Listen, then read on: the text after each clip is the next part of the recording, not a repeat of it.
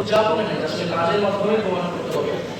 আমি বাংলাদেশ জামাত ইসলামকে বিশেষভাবে ধন্যবাদ জানাচ্ছি, মাননীয় বিরোধী নেতাকে বিশেষভাবে ধন্যবাদ জানাচ্ছি এই সুন্দর একটি আয়োজন করার জন্য, জাতির সামনে উপস্থাপন করার জন্য, আমাদেরকে আমন্ত্রণ জানানোর জন্য।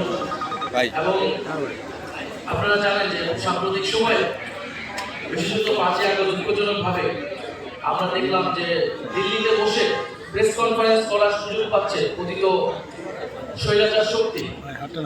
এবং এটা তো হবার ছিল, এটা যে হঠাৎ করে হয়ে গেছে এরকম কিন্তু না। এবং সরকারের জায়গা থেকে যথাযথ ব্যবস্থা না নেওয়ার ফলে, কূটনৈতিক পদক্ষেপ না নেওয়ার ফলেই কিন্তু কথিত স্বৈরাচার শক্তি, ফ্যাসিস্ট শক্তি এটা করার সুযোগ পাচ্ছে। আমরা বারবার বলছি যে ফ্যাসিবাদ প্রশ্নে, কথিত স্বৈরাচার শক্তিকে প্রতিরোধের প্রশ্নে আমরা কিন্তু জাতীয় ঐক্য বজায় রাখতে চাই। তারা পররাষ্ট্র মন্ত্রণালয়ে একটা প্রেস রিলিজ দিয়ে বাহবা পাওয়ার চেষ্টা করছে। বাংলা ভাষায় একটা কথা চলতি ভাষা আমরা বলি মহাবাদ। অর্থাৎ আপনি প্রেস রিলিজে বক্তব্য বড় কথা বলছেন, কিন্তু আপনি কূটনৈতিক ব্যবস্থা নিচ্ছেন, এটা তো হওয়ার কথাই ছিল।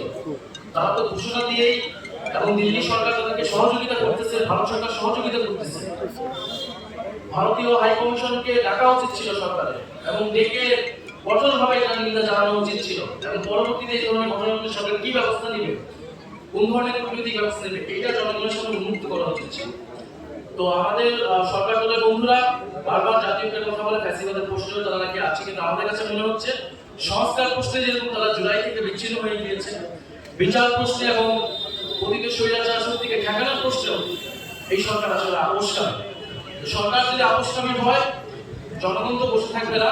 এবং আমরা 11 দল, যে 11 দলের ঐক্য আছে, এবং যে সকল আরো সামাজিক রাজনৈতিক শক্তি আছে জুলাই গণঅভ্যুত্থানের পক্ষে সংস্কার এবং বিচার চায়, আমরা ঐক্যবদ্ধভাবে কথিত স্বৈরাচার শক্তিকে আমরা প্রতিরোধ করব, তার বিচার নিশ্চিত করব, এবং যে সংস্কার গণভোটের যে গণরায় অনুযায়ী, সেই রায় অনুযায়ী আমরা কাজ করব। সরকার যে সংবিধান সংশোধন কমিটি করেছে, এই কমিটি করে সরকার লেজিটিমেসি হারিয়েছে, যে কোনো ধরনের পরিবর্তন যে তারা করতে চায় না, এবং তাদের যে জনগণের আস্থা, সেই আস্থাটি হারিয়েছে।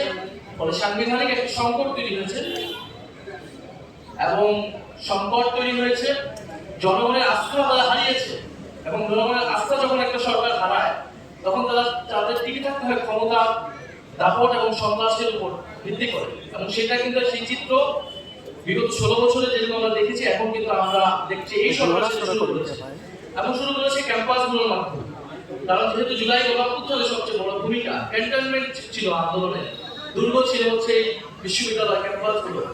ফলে ছাত্র নেতাদের উপরে নির্বাচিত ছাত্র সংসদ এবং 11 দলের পক্ষে যে সকল ছাত্র নেতারা রয়েছেন, ছাত্র শিবির, ছাত্র শক্তি থেকে শুরু করে জুলাই অভ্যুত্থানের পক্ষের বিভিন্ন শক্তিকে তারা ক্যাম্পাসে ঢুকতে দিচ্ছে না, তারা আক্রমণ করছে নির্বিচারে। তো এই যে সন্ত্রাসের অভয়ারণ্যে তারা পরিণত করছে